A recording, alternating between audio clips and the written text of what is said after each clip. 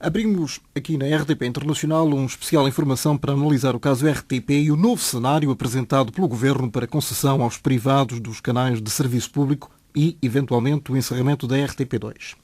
Hugo Andrade é diretor de programas da RTP1. Bom dia, Hugo. Bom dia. Bom dia. Como é que recebeste esta notícia? Com alguma surpresa. Na verdade, andávamos há algum tempo a trabalhar num cenário diferente. Um cenário, enfim, desenvolvido aqui pelo Conselho de Administração e proposto à tutela, de recuperação da empresa, de reestruturação.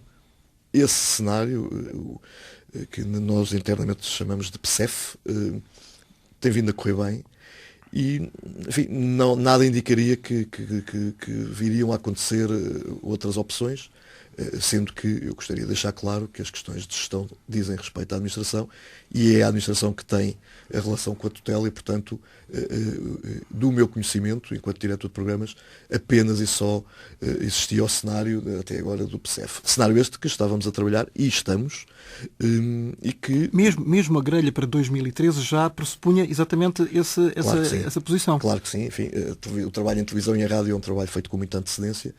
Nós temos de planeamento, enfim, de até estudo, não é? Estudo. Eu posso dar aqui um exemplo, enfim, quase básico, mas para se fazer uma série de ficção entre o período de pesquisa e de desenvolvimento do texto, o chamado guião, são alguns meses de trabalho. Portanto, para termos em janeiro, fevereiro, março, ficção no canal público, esse processo já começou há uns meses, como deves imaginar. Agora, a surpresa foi, de facto, porque nada indicava, pelo menos na nossa perspectiva, de que fosse necessário recorrer a outro projeto, porque tudo corria como nós tínhamos planeado. E este planeamento vem de há muitos anos atrás. Eu gostaria de recordar que a RTP viveu já várias fases difíceis na sua história, a última das quais, em 2002, tivemos um período muito complicado e aí foi iniciado,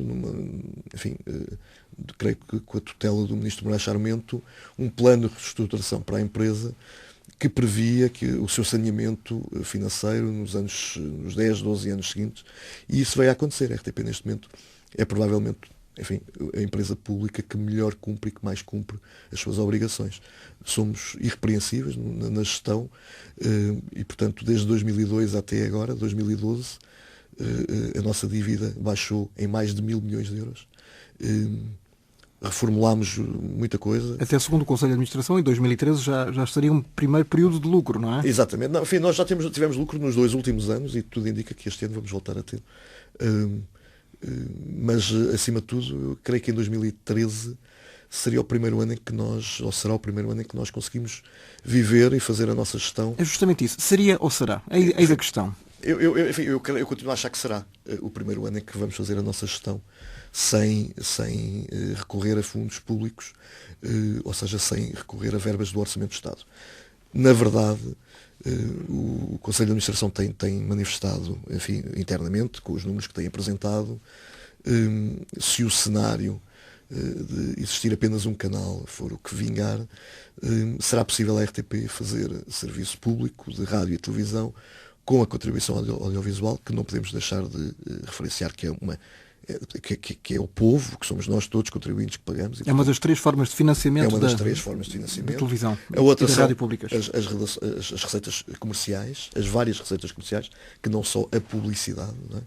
E a terceira fatia vinha, claro, do Orçamento do Estado. Essa sim, eu creio que chamadas indemnizações compensatórias. Compensatória, que a partir de 2013 será possível, se não existir um terceiro canal privado, convém referir Este, tal como está neste momento, e apenas um cenário, e atenção que estamos a falar apenas num cenário, não uma decisão concreta do Governo, não seria mau também para as 2 estações privadas existentes, a SIC e a TVI? Ou seja, haveria uma terceira concorrente privada, tal como eles?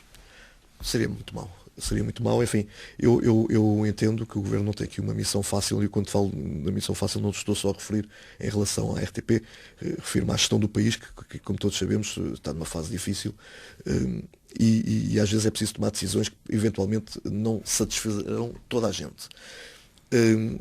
O cenário no meio audiovisual em Portugal neste momento é muito negro. E no quadro presente, portanto, ainda antes se privatizar ou de se concessionar ou o que quer que seja, já o quadro é muito negativo. As duas televisões comerciais, assim que a TV, não vivem dias de grande desafogo financeiro, como é sabido. O mercado publicitário retraiu-se. Ao nível da produção, houve uma quebra enorme na produção de conteúdos, porque não há dinheiro, objetivamente, para se produzir tanto quanto se produzia. Os apoios, os financiamentos, os patrocínios são cada vez menores e, portanto, o mercado já vive uma fase de grande dificuldade. Tudo o que se fizer em cima disto criará ainda mais dificuldades. E, portanto, seria, enfim, na minha opinião, prudente que um terceiro operador privado, enfim, não será a altura mais adequada para aquele... Agora, enquanto nós cidadãos, colocamos a seguinte questão: se a taxa de audiovisual permanecer tal como ela está, e enquanto, em vez de estarmos a financiar uma empresa do Estado, estamos a financiar uma empresa pública, isso seria injusto para as outras duas, no mínimo. Também me parece. Eu acho que é esse que a TV é que tem que se pronunciar. A mim essencialmente o que me parece... Mas não é? Mas quer dizer, eles poderão ter tanto o direito de reclamar ou então extingue-se a taxa de audiovisual. Enfim, eu também acho que sim. Enfim, mas isso... Por isso é que eu gostava aqui de realçar uma coisa. Estamos perante um cenário. Um cenário, exatamente. E eu gostava muito de realçar isto porque, até porque desde o dia em que este cenário apareceu até hoje, por exemplo, na minha vida profissional nada mudou.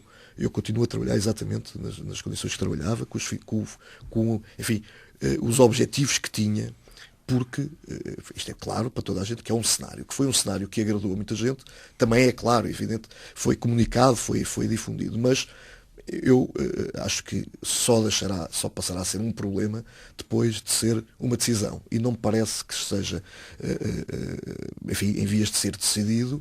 É um dos cenários, é um dos vários cenários, e eu acredito, de boa fé, que não será o cenário que vai vingar, porque é um cenário que tem claramente várias, enfim, poderá ter eventualmente em termos financeiros, eu não encontro onde, mas poderá ter algumas vantagens, eu não as encontro sinceramente, mas pode ser por incapacidade minha, enfim, não sou especialista em finanças e, portanto, admito que não esteja a ver com todo o rigor onde é que poderá estar a vantagem, e admito que possa existir, não estou a dizer que não, agora que tem muitas desvantagens, tem. Agora, pegando no título do programa da Fátima Campos Ferreira, tem mais contras que prós. Tem mais contras que prós, isso para mim é indisquestionável. Mas há aqui um ponto que eu gostava muito de realçar.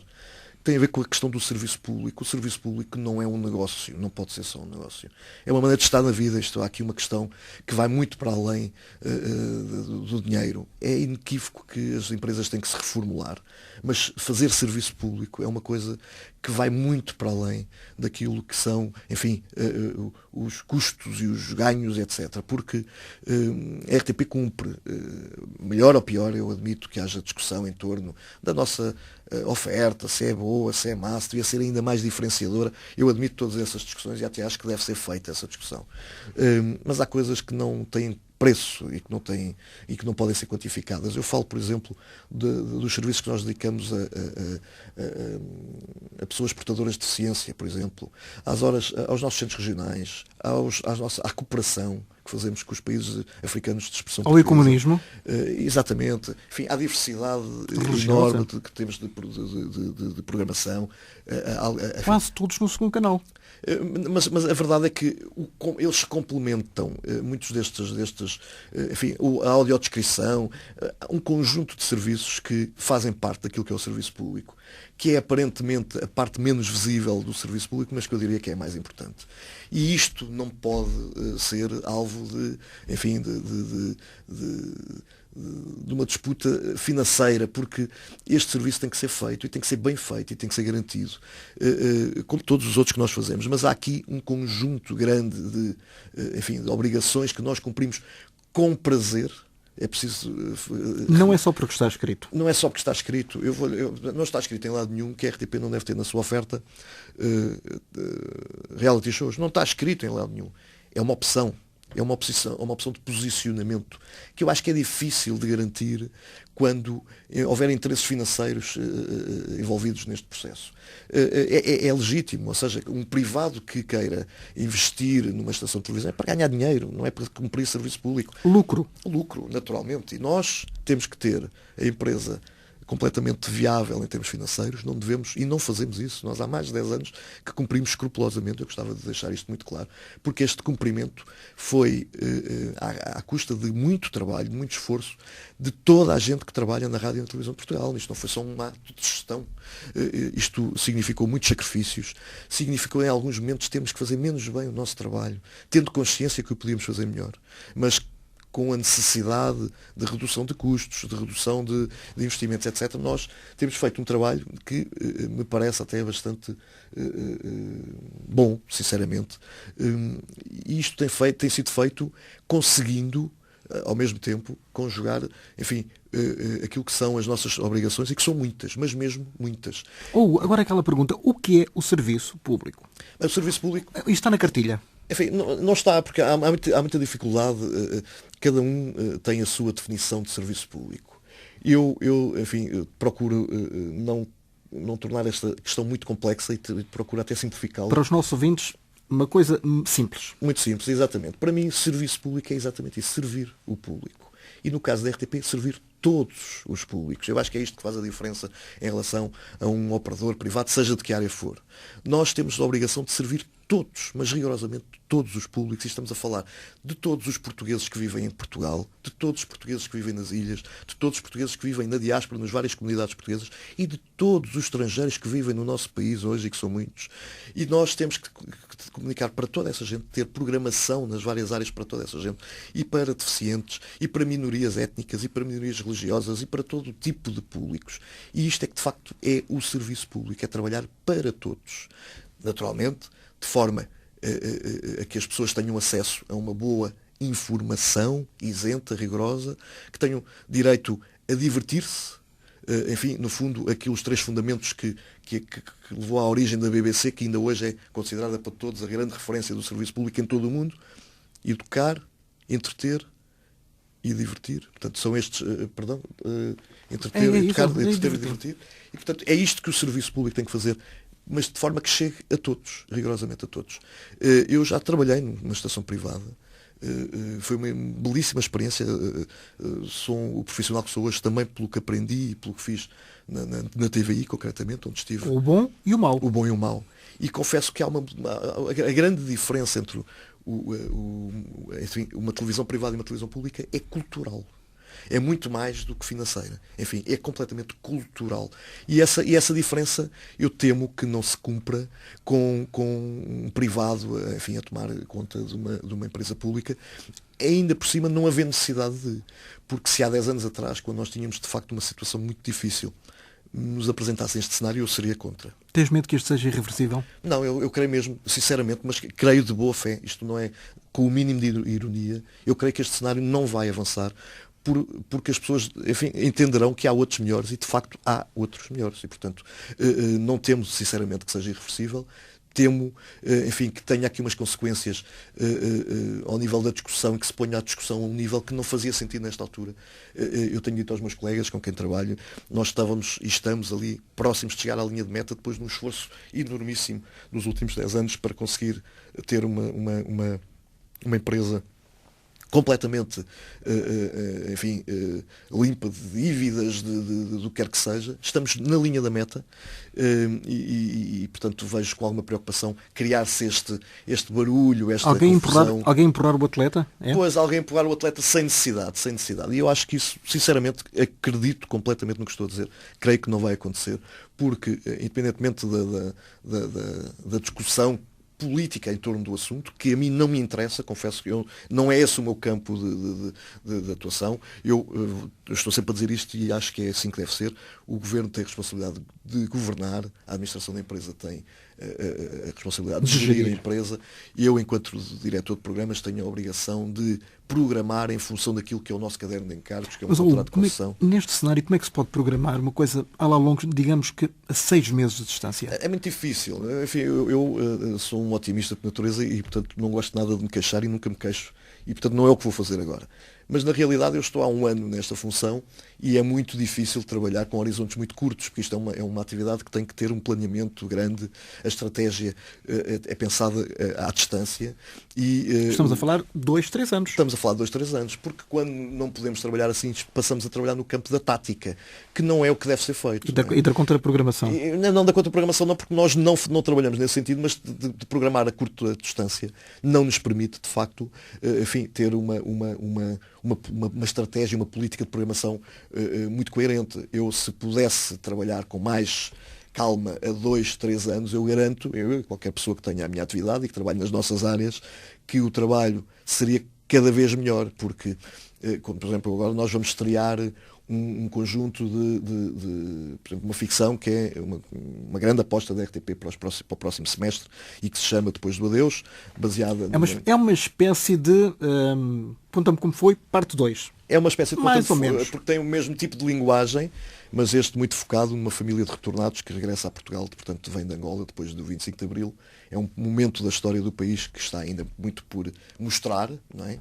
E por discutir até, mas por mostrar. Com muitas feridas à flor da pele. Também com muitas feridas, mas enfim, é uma história de ficção, apesar de tudo.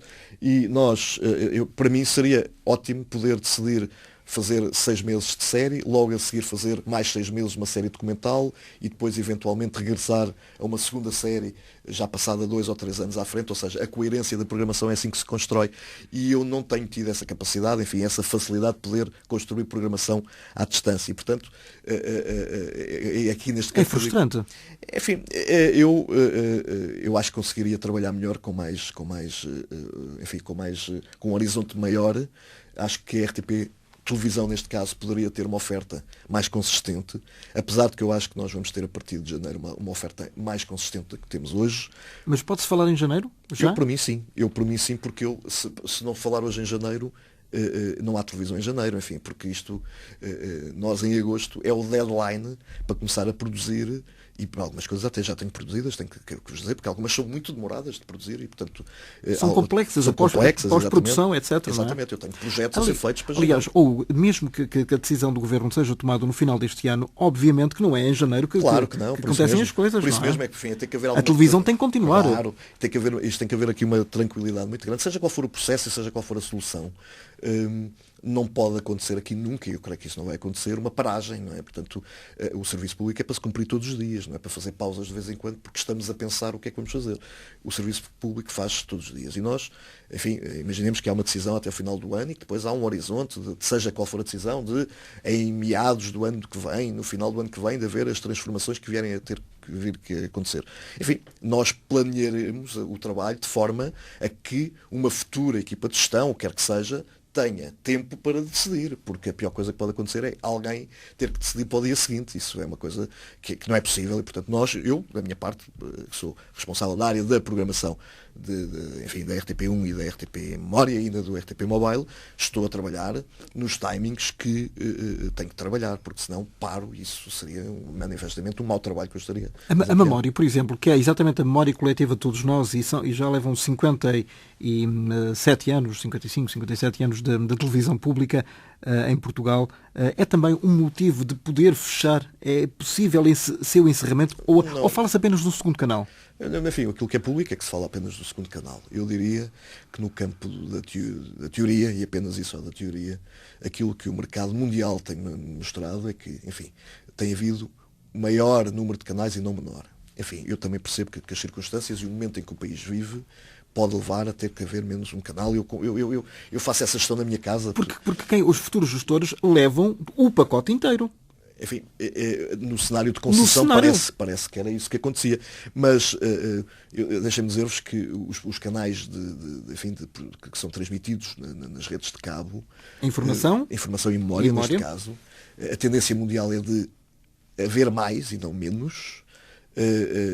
E eu creio que não estarão em causa, pelo contrário, o que poderá estar em causa é eventualmente até vir-se a fazer mais canais, porque a segmentação do mercado tem sido muito grande, a procura temática cada vez maior E, portanto, eu diria que em qualquer dos cenários o que faz sentido é haver no futuro ainda mais canais temáticos, porque isso de facto é o que hoje faz sentido e, portanto, não faz sentido nós andarmos a contrariar aquilo que é prática em todo o mundo. Já agora, a RTP Memória, na tua opinião, deveria ou não ser transmitida em sinal aberto? Eu diria que no campo eu não estou a falar na informação, estou a falar na memória. Eu diria que, enfim, no campo teórico, vamos falar, no campo teórico, toda a oferta do serviço público deveria ser em sinal aberto, porque isso sim seria, até para nós que trabalhamos cá, seria ótimo poder todos os serviços. Até porque, peço desculpa, são parentes, quando o contribuinte paga taxa de audiovisual, não é apenas de um canal. Paga dos vários, todos. Exatamente. E, portanto, muitos dos quais não vê, não têm acesso a eles. Exatamente, portanto seria excelente, enfim, como aconteceu noutros países, que a TDT trouxe isso, que foi a televisão digital terrestre. A televisão digital terrestre trouxe a possibilidade de se verem mais canais gratuitamente.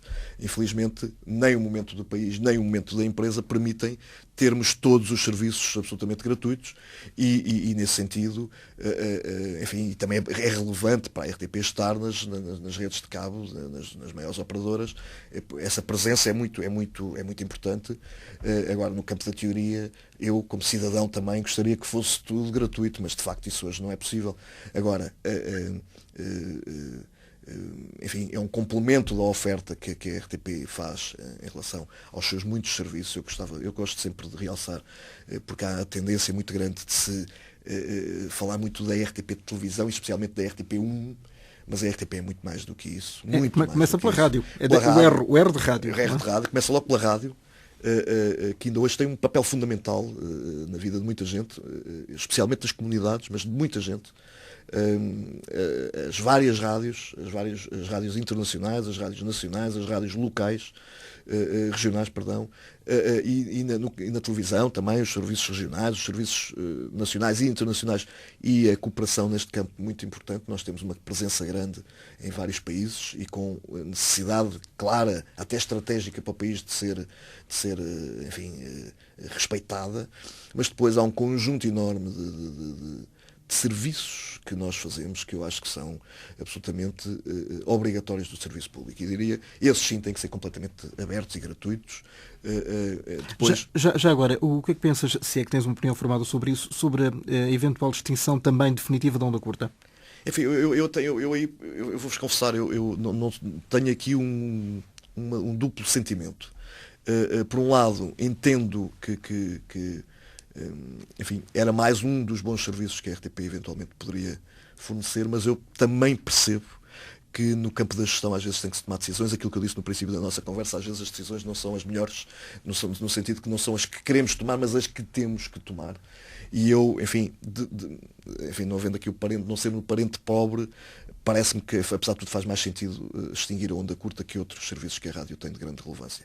Enfim, como na televisão, se tiver que enfim, prescindir de um dos canais, eu o que quero é que depois o serviço que a RTP cumpra, enfim, disfarce da melhor forma a ausência desse canal. O Partido Socialista já disse que se for governo, daqui supostamente a 3 anos, que é quando se realizarão as próximas eleições legislativas, poderá eventualmente resgatar o segundo canal. Pois eu também diria que... Pelo menos estas são as últimas informações, não é? Eu diria que tudo isto faz sentido. Faz sentido hoje, eventualmente, termos que ter menos um canal, como num cenário de recuperação financeira, num Portugal mais estável em termos financeiros, fará sentido recuperá-lo.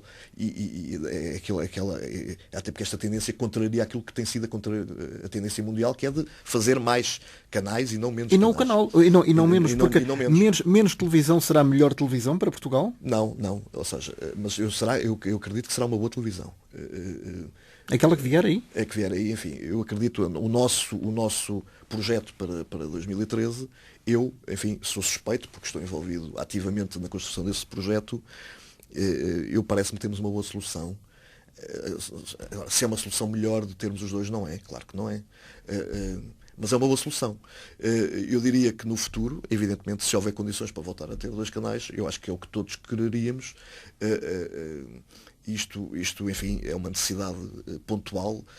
Eu creio que em 1984, quando tivemos uma destas crises grandes, que a RTP2 chegou na altura a emitir meia dúzia de horas por dia também, foi uma necessidade que depois recuperou com os anos, enfim, com a recuperação do país também veio a recuperação depois, digamos, do projeto E depois a entrada das privadas também. Exatamente, e portanto nós, enfim, eu acredito, eu sou, enfim, um profissional de televisão, mas sou um cidadão também.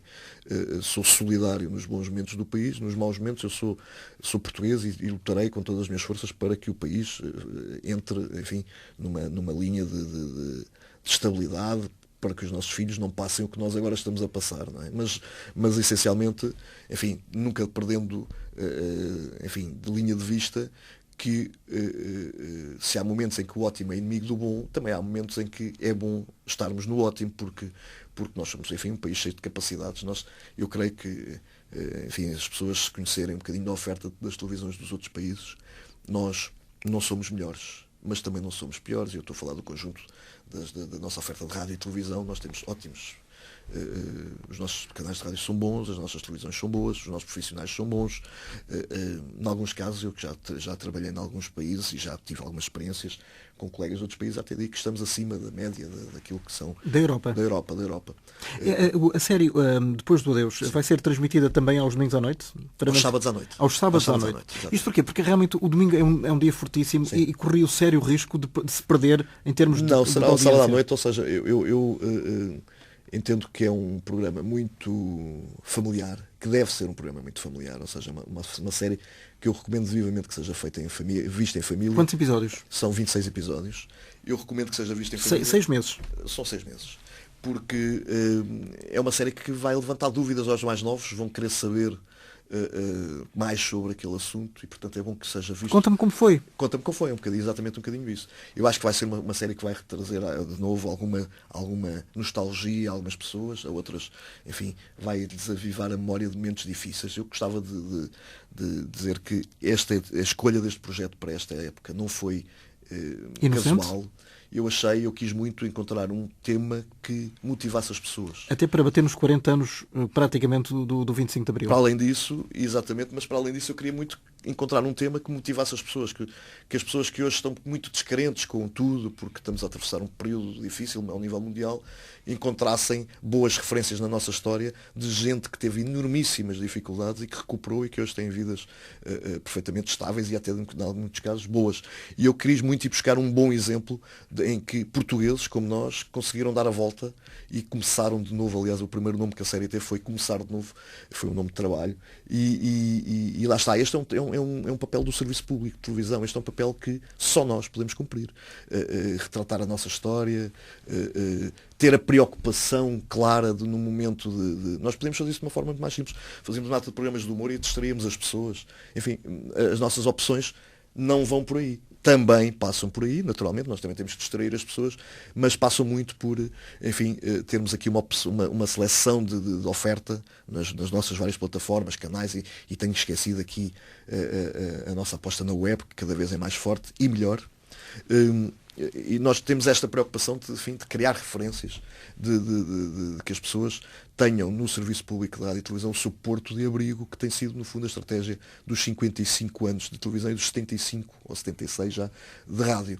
Incomoda-te que a televisão, as audiências, por norma, da RTP1 estejam sempre em terceiro lugar? Não me incomoda nada. Absolutamente nada. Mas isto com toda a sinceridade. Eu incomoda-me muito quando ou temos grandes projetos que passam ao lado das pessoas. Fico triste de não termos a capacidade, às vezes, de chegar com mais eficácia com determinados conteúdos. Por exemplo? Enfim, às vezes até com espetáculos, com algumas séries de ficção que temos... Ou de documentários Os Portugueses pelo Mundo, por exemplo. Documentários, exatamente. Enfim, agora, eu respeito totalmente o gosto das pessoas e acho que a estratégia do serviço público não tem que ser... Ok, então se toda a gente vê reality shows, vamos lá fazer um reality show. Não, é exatamente por isso que nós existimos. É para quem não quer ver o reality show ter opções, outro nível de opções. Eu nem quero entrar aqui na discussão sempre de maior qualidade ou de menor qualidade. São outro tipo de opções que só no canal público ou no serviço público é que se podem encontrar. E às vezes, nós temos coisas fantásticas, maravilhosas, que eu tenho pena que não cheguem a mais gente. A verdade é que hoje em dia os conteúdos chegam a mais gente de outras formas, não é? Eu vou dar um exemplo. Nós temos este ano um conjunto de telefilmes. Um mensal e que cada um retrata um determinado tema de caráter social e alguma preocupação social. Ao fim do segundo telefilme já estávamos a pedir cópias das escolas, da polícia, porque retratámos temas que eles queriam, enfim, transmitir aos cidadãos de uma determinada forma. E, portanto, isto quer dizer que para nós, apesar de termos tido pouco resultado na emissão televisiva, neste caso, a eficácia do projeto, o sabermos que vai ter outras formas de chegar às pessoas e de ser difundido, agrada-nos. E eu acho que o serviço público passa muito por aí. Este é um lugar muito, muito pressionado. Tem muitas pressões o lugar de diretor de programas. Tem, mas são boas pressões, não são más pressões, felizmente. São boas pressões em que sentido? A maior pressão que eu sinto é do mercado, não é? Enfim, resultados publicitários e de audiências? Não, do mercado da produção de conteúdos. Os portugueses são, por natureza, muito criativos. E há muitas ideias e há muitos projetos. Mas há muito pouco sítio onde passar esses projetos. E, portanto, a maior pressão que eu recebo é exatamente do mercado a tentar vender as suas ideias, a tentar impor os seus projetos. Por isso eu digo que é uma boa pressão, não é? É uma pressão que faz levantar a fasquia e que faz que a concorrência atinja determinados patamares. Depois, a pressão do resultado, ela está inerente à função, mas confesso que nunca fui pressionado. Olha, ontem fez pouco, olha que agora anda a fazer mais e anda a fazer menos. Nunca tive esse tipo de pressão. Eu tenho consciência que o Serviço Público de Televisão tem que ter público. E depois há dois tipos de público, há o quantitativo e há o qualitativo. Nós, felizmente, ao nível do qualitativo, atingimos com alguma clareza targets que os outros canais não chegam e, portanto, isso é importante. Ao nível do quantitativo, como não temos uma programação para as grandes massas, digamos assim, não temos novelas todos os dias, não temos reality shows, faz sentido sermos o terceiro canal. E, portanto, eu diria que contrariar isso poderia implicar, em algumas situações, cedermos um bocadinho num patamar da nossa oferta, e eu prefiro ter uma oferta melhor e ser terceiro do que uma oferta pior e ser segundo, sinceramente. Novidades para além do Depois do Adeus, Catarina Furtado, Herman, vão continuar? Claro, não, enfim, a nossa programação até ao final do ano será uma programação que já vem em linha do resto do ano. Nós estreámos agora uma série boa, a Maternidade, estreámos o Top Chef. A segunda temporada. A segunda temporada, sim. Estreámos o Top Chef, também um bom projeto que estreou há 15 dias. Agora temos a estreia de mais uma temporada do Salvador, um programa que para nós... Da Associação Salvador. E é importante dizer que a maior parte, se não a totalidade destes programas, passam depois na RTP Internacional. Passam todos. Portanto, muitos dos nossos ouvintes que nos escutam, quer em Portugal, quer no estrangeiro, podem ter acesso a estes programas. Não todos, eu vou já agora até aproveito para fazer aqui uma explicação que muitas vezes os direitos de autor, que tem a ver com os direitos, não é? Nós, quando vamos adquirir, por exemplo, um programa como o Top Chef, nós tentamos... É um formato estrangeiro. É um formato americano, neste caso. Nós tentamos, de todas as maneiras, trazer um formato para Portugal e poder difundi-lo em todo o lado. RTP1, RTP Internacional, RTP África, RTP Memória no Futuro, enfim, internet. Mas os norte-americanos, porque já venderam esses direitos para televisões de outros países, não permitem. E, portanto, muitas vezes não é a RTP que não quer, a RTP até está disponível para fazer um esforço grande, até em termos financeiros, quando é necessário, para conseguir direitos desses projetos. A verdade é que muitas vezes eles nem sequer estão à venda e, portanto, nós temos enorme dificuldade. Também é verdade que quando andamos à procura de projetos, andamos à procura de vários e tentamos sempre identificar um que tenha direitos para todo lado, mas nem sempre é possível. E, portanto, eu gostava muito de deixar esta explicação, porque de facto recebemos muitos e-mails e muitas queixas de espectadores. De perguntas, não é? Que queixam-se. Queixam-se e perguntas também, porque não é a RTP que não quer, não é a RTP que não tem essa preocupação, de facto são os distribuidores que não nos dão os direitos e não nos vendem os direitos, porque têm outras televisões nesses países que já adquiriram os direitos com exclusividade e, portanto, nós ficamos inibidos de fazer a transmissão desses projetos noutros países. Conta-me como foi um pouco da tua ligação da RTP, uma vez que és filho e sobrinho de pessoas que há muito ligadas. És filho do Luís Andrade, sim, irmão de Cernela e de outras pessoas ligadas aqui também, e da história dos irmãos Lumière, que é uma coisa deliciosa. Conta-me lá. Enfim, muito bem. Já, lembras-te de mais ou menos das primeiras vezes que entraste, não aqui nestas instalações, na televisão? Lembro-me perfeitamente dos primeiros programas que assisti, era muito jovem. Pela mão do teu pai? Pela mão do meu pai, e às vezes do meu tio António, e algumas vezes ainda pelo meu tio Vítor, que já faleceu, eram os três irmãos. O Vítor Manuel, o António António Andrade e o Luís Andrade, eram os três famosos três irmãos Lumiar. Eles viviam os três no Lumiar, a RTP era no Lumiar. Não, perdão, só dois é que viviam no Lumiar, a RTP era no Lumiar e eles eram conhecidos. Isto para paródia aos irmãos Lumière. Lumière, exatamente. Porque eles, de facto, o Vítor Manuel foi realizador enfim, e esteve muito envolvido nas áreas técnicas também. O António Andrade, produtor, e o Luís Andrade, meu pai, realizador e depois mais tarde, enfim, diretor de programas e teve alguns cargos de direção. Eles andavam sempre juntos, eram muito unidos e eram conhecidos no Lumiar, pelos irmãos Lumiar, exatamente como enfim, um bocadinho a brincar com os irmãos Lumière. Eles, o Vítor Manuel, creio que foi o primeiro a entrar para a RTP, ainda antes da RTP abrir. Portanto, antes de 57. Antes de 57, creio que fez parte do grupo de pioneiros. Depois entrou o meu pai, Luís Andrade. O meu pai cantava ópera e, a uma determinada altura, deixou de cantar e fez um estágio na televisão italiana e outro na televisão francesa. E foi contratado pela RTP para fazer programas de variedades, que era uma área onde ele se sentia muito à vontade. Mais tarde entrou o meu outro tio, António Andrade. Eu gostava também de dizer aqui uma coisa. Naquela época, estamos a falar nos anos 50 e nos anos 60, a RTP incentivava a que fossem famílias a trabalhar na empresa. Há várias famílias, não há só os Andrades na RTP, há muitas famílias e até maiores que os Andrades dentro da RTP, porque era uma política da empresa, até por uma questão de gestão familiar, porque esta nossa profissão obriga a horários muito estranhos e, portanto, enfim, na altura, creio que as administrações achavam que era bom as famílias... Hoje é um bocadinho perigoso, não é? Hoje não faz sentido, hoje enfim, já é ao contrário, mas na altura era política da empresa e por isso às vezes dizem, mas aquilo é tudo família. Houve um período que era, porque era incentivado pela própria empresa. Depois, mais tarde, nós somos, o Luís Andrade tem 3 filhos, nós somos os 3 profissionais de televisão. Eu, curiosamente, fui o último a chegar sou o mais novo também, fui o último a chegar a estas áreas, porque a minha irmã começou como relações públicas e depois foi assistente, não sei, de um programa que eu creio que foi, já não me recordo bem, mas a Prata da Casa, creio que foi um dos famosos concursos. Com o Zé Fiel Gouveia. Exatamente, ainda com o Raul Solnado. Com o Raul Solnado.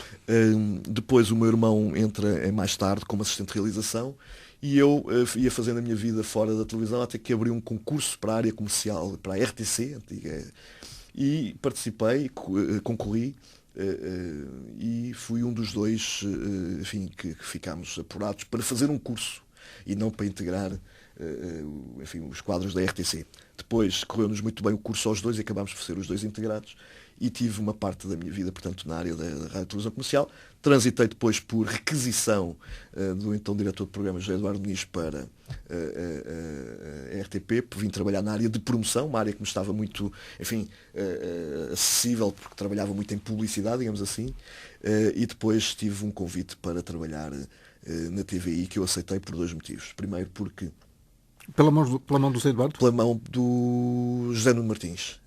Antes do José Eduardo Muniz? Não, com grande resistência do José Eduardo Muniz ainda na RTP a fazer tudo para sair, para ele não sair. Para deixar sair. Para ele não sair. Mas eu achei que devia fazê-lo por 2 motivos. Porque achei que era um momento único na história da televisão em Portugal, poder participar no lançamento de um projeto, e depois porque também, quero confessar, achei que estava na altura de me separar desta ligação familiar e provar a mim próprio... De um cordão umbilical. De um cordão umbilical, e provar a mim próprio que o meu percurso fazia sentido e que eu estava à altura de o fazer sozinho. Eu nunca duvidei disso, como acho que os 2 meus irmãos são 2 excelentes profissionais de televisão. Nós, aliás, sempre tivemos que dar mais que os outros, porque o facto de sermos filhos de uma referência da televisão, para que não houvesse dúvidas, nós trabalhámos sempre muito e muito mais até que os outros. Nem sempre é bom ser filho de quem? Não é difícil, é muito difícil. Do outro dia falava com a Catarina Furtado sobre isso, porque ela também é filha de um grande profissional de televisão, e é muito difícil nos primeiros anos, então, nós termos, enfim, temos que mesmo que provar... É um estigma. É um estigma, e temos que provar a nós e aos outros que não estamos aqui porque somos os filhos. E, portanto, eu quis dar esse passo, até porque eu tinha quase a certeza que poderia dar esse passo. Eu tive convites para trabalhar em televisões noutros países e, portanto, achei que esse convite não era porque sabiam que eu era filho do Luís Andrade, naturalmente, é porque confiavam nas minhas capacidades, e dei esse passo em 1992. Tive 2 anos na TVI e foi muito, muito interessante. e foi de facto uma experiência única poder arrancar um projeto de televisão num momento de grandes transformações, que era aquele, enfim, com o aparecimento das televisões privadas. Ou seja, 20 anos depois estás exatamente na mesma posição. Eu estou, exatamente. Eu tenho esta experiência, felizmente, porque por casualidade pude participar no lançamento da TVI, por coincidência de datas ainda vim ajudar, enfim, não tendo tido um papel muito ativo, mas vim ajudar no lançamento da RTP Internacional, enfim,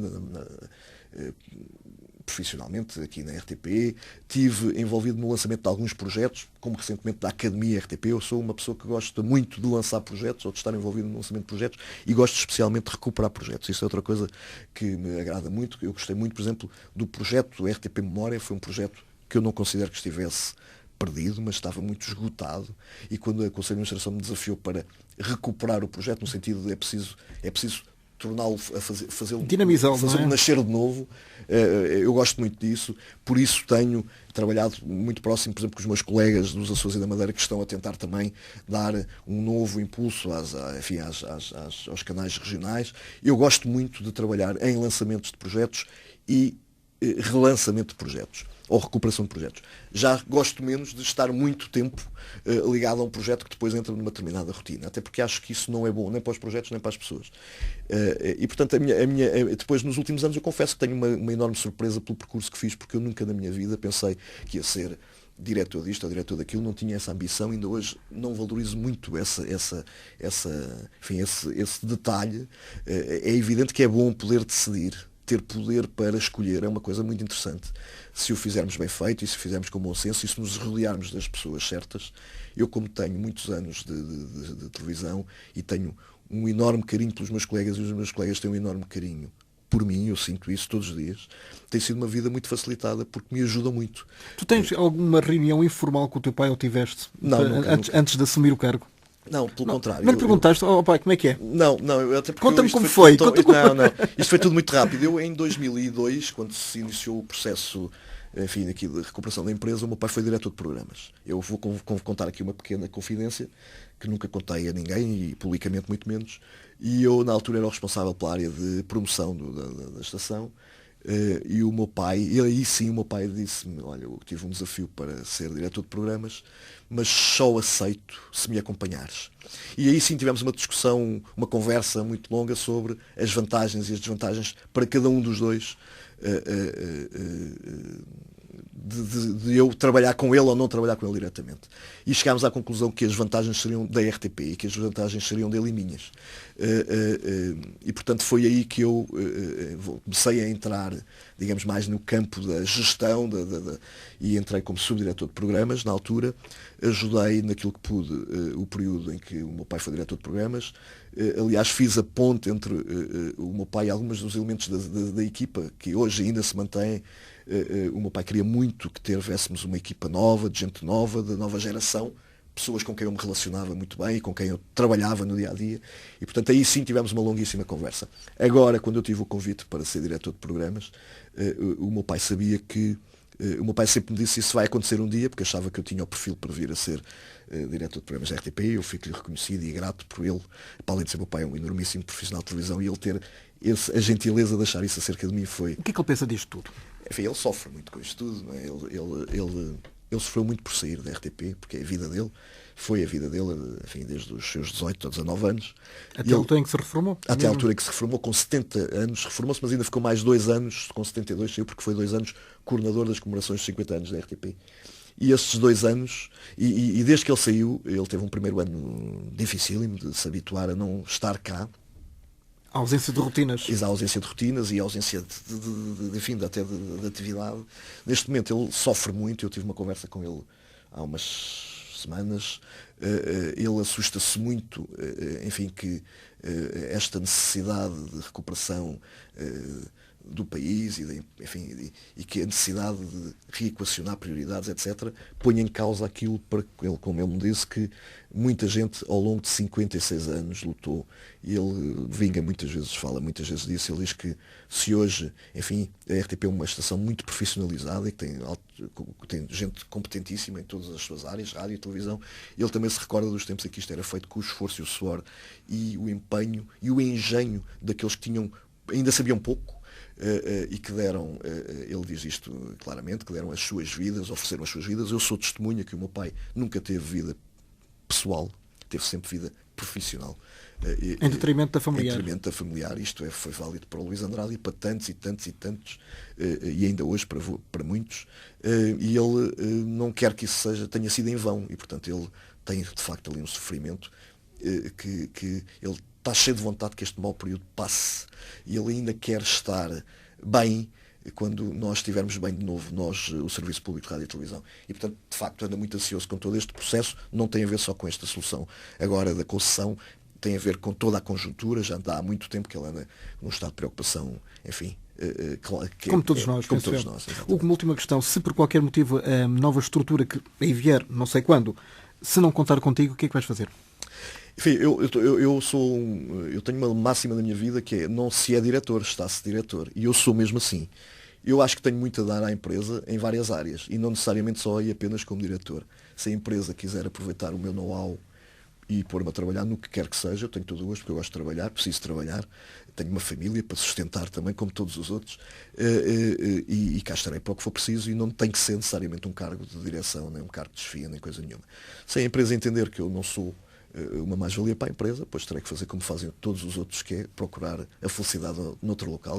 Mas quando o António Borges coloca na hipótese de as pessoas serem despedidas, e com a frieza com que ele demonstrou, é chocante. É porque, essencialmente, nós estamos a falar da elite dos profissionais de comunicação do audiovisual em Portugal. Nós não estamos a falar de gente que está aqui, que tem aqui um emprego e que faz aqui umas horas para ganhar uns tostões. Enfim, não é disso que se trata. A RTP, felizmente, tem nas suas rádios e nas suas televisões a elite.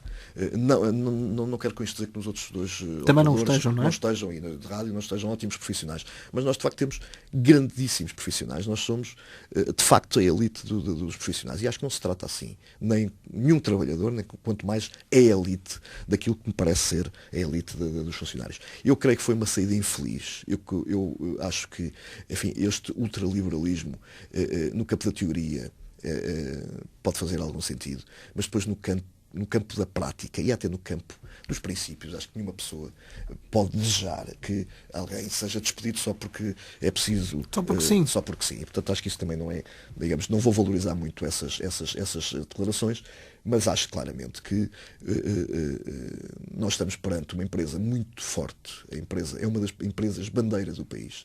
A RTP é um dos símbolos da nação portuguesa. Eu gostava muito que isto ficasse claro.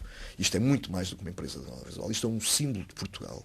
Tem sido o garante do equilíbrio e da democracia durante muitos anos. Feita com muito rigor, com muita determinação, com muito empenho, com muito profissionalismo. E, portanto, acho que, no fundo, aquilo que vai acontecer no fim é que vamos ser tratados exatamente como merecemos, que é com estas premissas de que não somos mais uns que andam aqui a fazer qualquer coisa e a gastar a unha das pessoas, porque não é verdade. Somos profissionais competentes, a fazer um trabalho competente e para servir um público que merece que nós trabalhemos assim e continuemos a trabalhar assim. Basicamente é isto. Chegamos ao fim desta conversa com o Hugo Andrade, o diretor de programas da RTP, a quem agradecemos a presença aqui na RTP Internacional, sabendo-se que muita água ainda vai correr debaixo das pontes no que ao caso da RTP diz respeito.